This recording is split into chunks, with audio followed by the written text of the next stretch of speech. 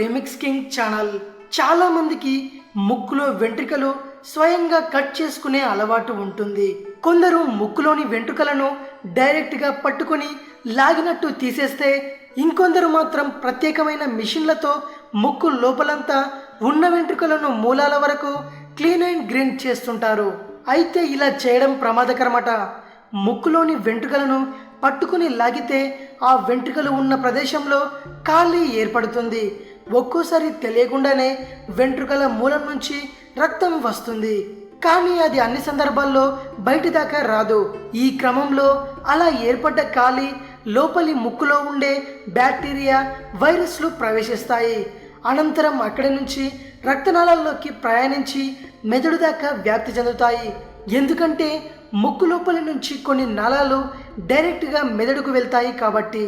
ఈ క్రమంలో మెదడుకు చేరిన బ్యాక్టీరియా ఇన్ఫెక్షన్లను కలిగించి మనల్ని వ్యాధులకు గురి చేస్తుంది. అలా వచ్చే వ్యాధులను మెనింజైటిస్ అని పిలుస్తారు. ఇవి మనకు చాలా ప్రమాదకరం. ఒక్కోసారి ప్రాణాంతకాలుగా కూడా పరిణమించవచ్చు. ముక్కుపై త్రిభుజాన్ని గీయగా వచ్చే ప్రదేశం మనకు చాలా కీలకమైందట. దాన్ని అత్యంత సున్నితమైన ప్రదేశంగా మనం భావించి అందుకు తగిన విధంగా రక్షణ చర్యలు తీసుకోవాలి. లేదంటే ఇంతకుముందు చెప్పిన విధంగా వ్యాధులకు గురయ్యే అవకాశాలు ఎక్కువగా ఉంటాయి. అయితే మరి ముక్కులో వెంట్రుకలు బాగా పెరిగి ఇబ్బందిగా ఉంటే ఏం చేయాలి అని మీరు అడిగితే అందుకు సమాధానం కూడా ఉంది. ఆ పరిస్థితుల్లో ఏం చేయాలంటే ముందుగా ముక్కు లోపలి భాగాన్ని శుభ్రమైన నీటితో కడిగేయాలి. దీంతో ప్రమాదకరమైన బ్యాక్టీరియా దాదాపుగా నశిస్తుంది. తర్వాతే వెంట్రుకలను కత్తెరతో కట్ చేయాలి.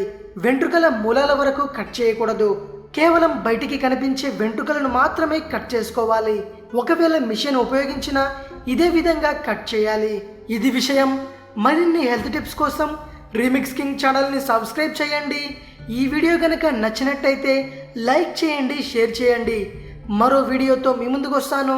అంతవరకు సెలవు.